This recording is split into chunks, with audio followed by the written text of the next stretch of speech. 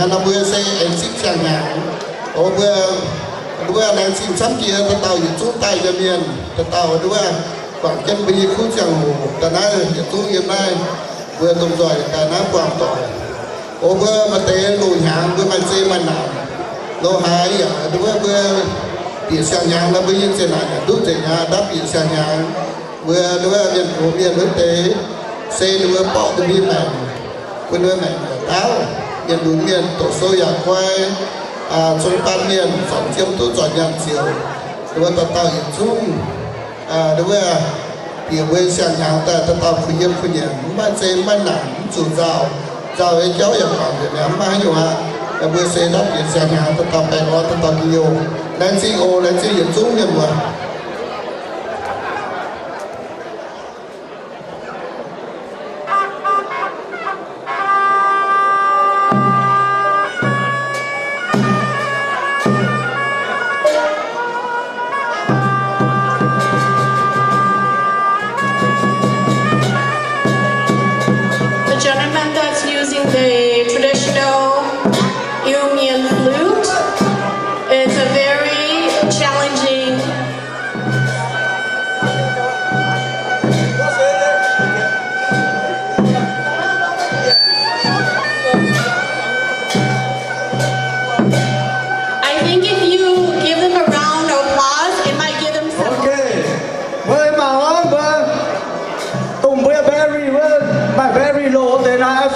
because much của cho chuyện nó chịu là mà phải chỉ điều chỉnh ok bây giờ very low đây là tận hai phút sau chuẩn bị cho là giống như nga clear the way for our New Year dancers ceremonies to come by. This is a great participate in this opening ceremony. We are very blessed to have your generosity. As a result of that, us as a community are able to enjoy this and see very rare traditional. Buôn bây giờ con buôn bây giờ xía, tại phải hàng hồ, lãnh trình vừa đúng là tại thế kia là vừa chu là hồ, lãnh trình thế con thế xía ở mà chỉ nhìn tàu con chỉ nhìn tàu chu tàu con chu tàu xía một quản ai à.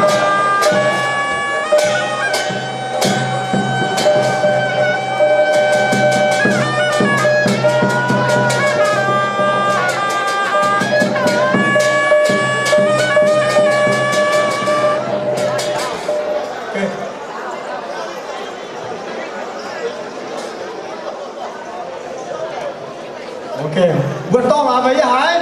đó luôn. Còn suốt chiều,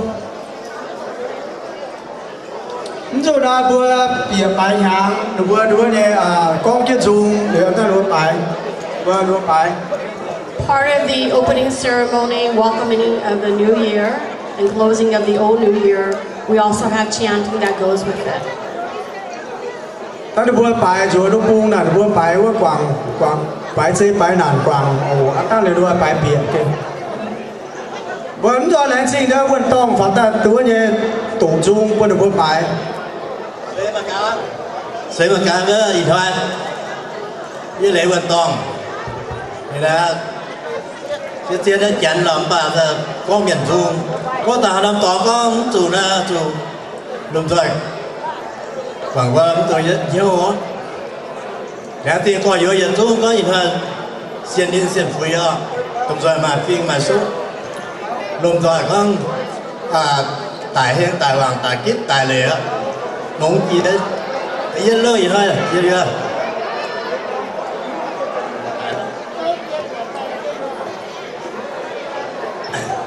thì đã mình như giờ vừa nông nghiệp thọ tiên chiến ta vừa vừa bài nhang bài trước đây biết làm quảng điều vươn ta em bài chuẩn nhất bài thiên lùng để ai nhẹ chiều lô thọ trước cái sao thiên quyến châu hẹn nhẹ ba dệt qua số ngã dệt dầm lệ có thể chiều lối thọ xuất thể phải thìn quyến châu hè phạm bá chè quê quê chia chè dầm lệ hồ lô thọ xuất thể phải thìn quyến châu hè quê ba quả súng chè yêu phu na chè ôn cha chè yam chang lệ lâu thọ xuất phải thìn quyến châu hè ba chè chết đi bên nan chè duyên suy nhé chiều lối thọ xuất phải thìn quyến châu hè lúa ba chè nhân tình chè có thế nan chiều lối thọ xuất phải thìn quyến châu hè chết bà chè linh tha chè lệ tối chè yam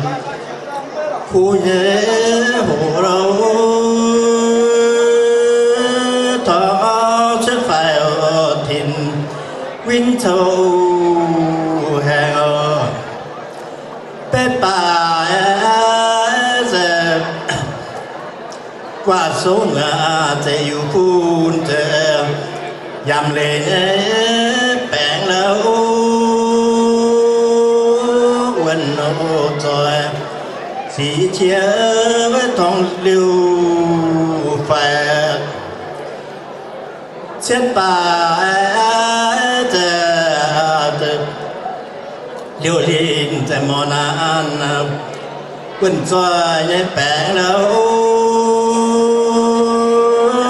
thong xuất phải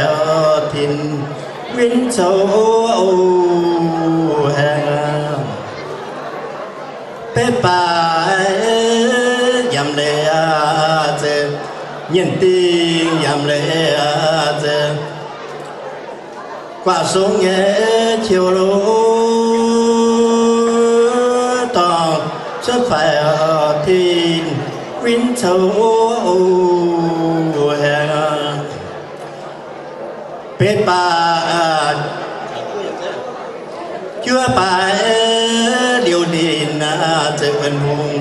quần xuống chiều lối tỏ xuất phải thìn quyến châu hè diệp ba chè xin ba chưa thông chè quần cho chiều lối thọ xuất phải thìn quyến châu hè diệp yết ba với liều đình chè mòn ăn chết dê bên nan chiều thọ xuất phải thìn quyến châu hè chiêm nhẹ ba màn hồng chè không gì hay gì chè hùng ba tiền phi quen gì chè chết bên nan duy suy chiều lối thọ xuất phải thìn quyến châu hè tại gia với bài chuyện chết bên nan châu rồi tại bài phu ô dân bần ô xiên yết bà tăng xa đưa đồng phủ quê duyên lâu yêu phun có với túc tàng sang nhẹ ba màn tối dây phun dây tu phù lỗ lỗ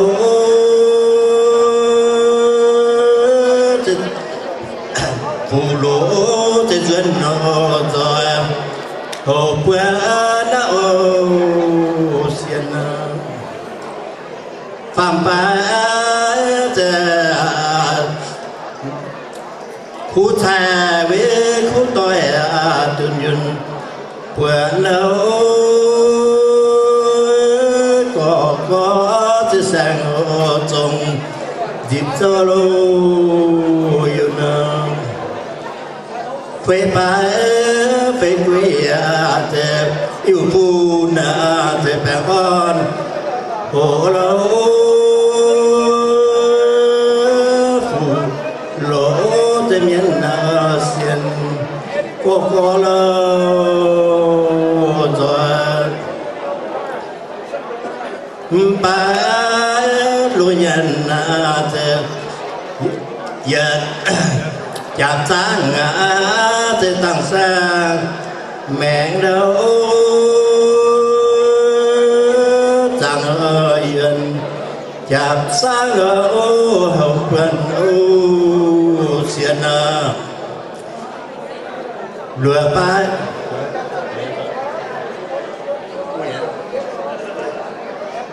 ba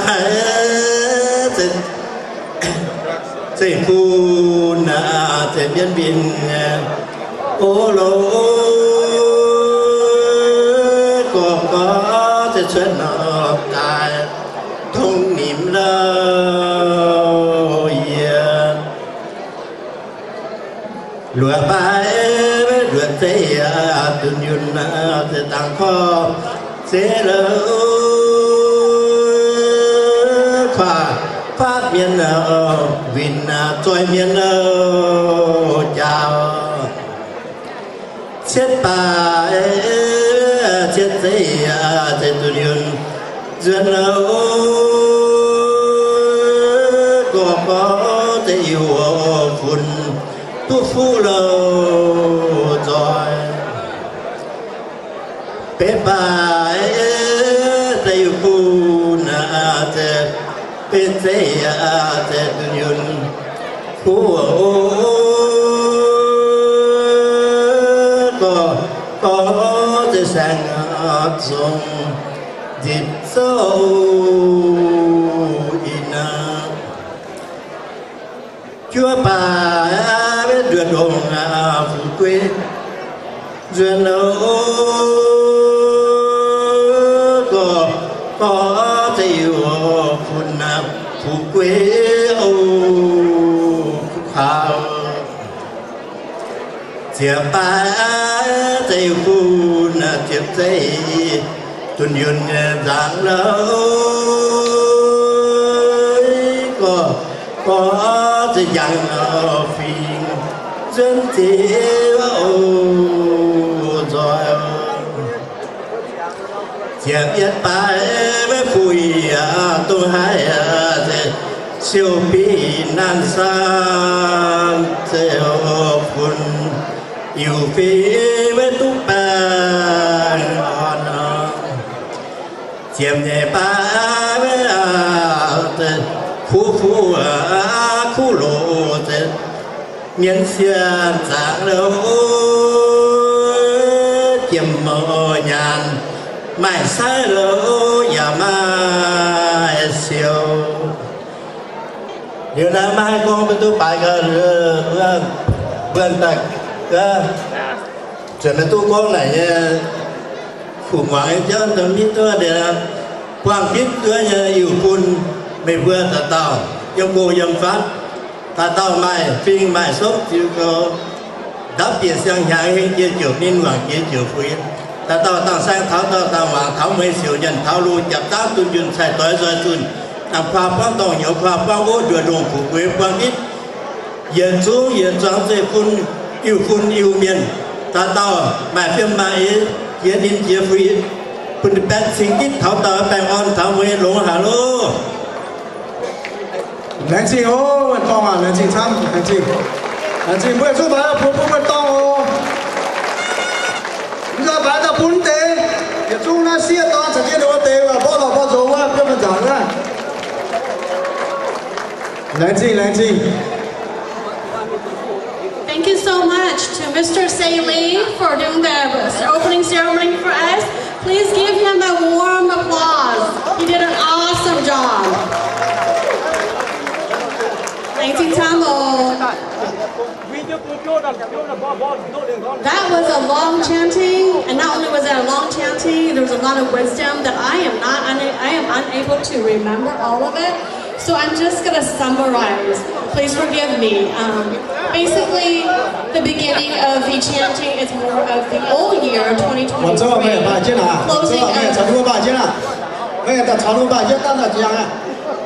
Closing of the event, maybe perhaps we wasn't so much of a good year for some of us in 2023. And then the second part of the chanting is more of welcoming of 2024, wishing all of us, covering all of us, blessing all of us with good health, prosperity, compassion towards each other,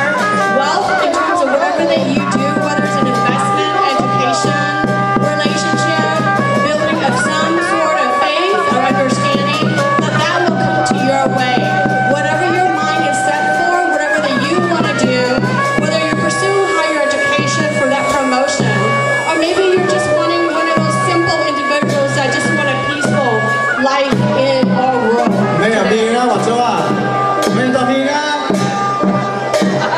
I don't think Mr. Pian can retire.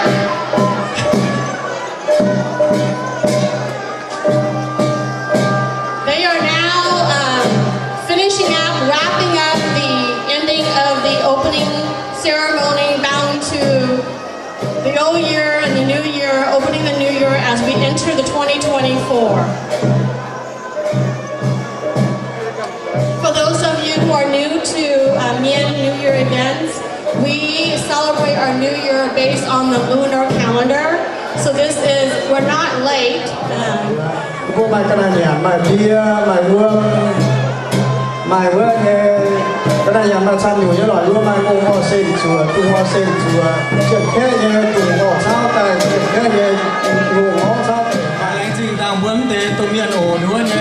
buôn bữa phải chuối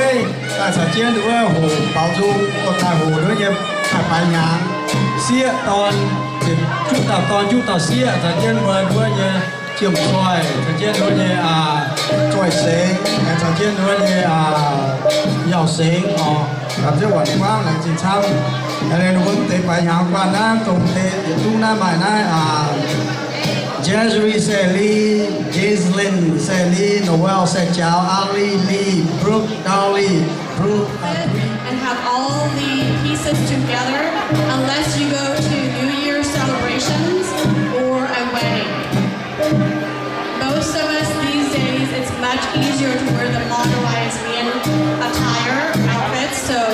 this is a very rare opportunity. I would encourage you, if you don't have all the pieces together, this is definitely an opportunity to take pictures of it.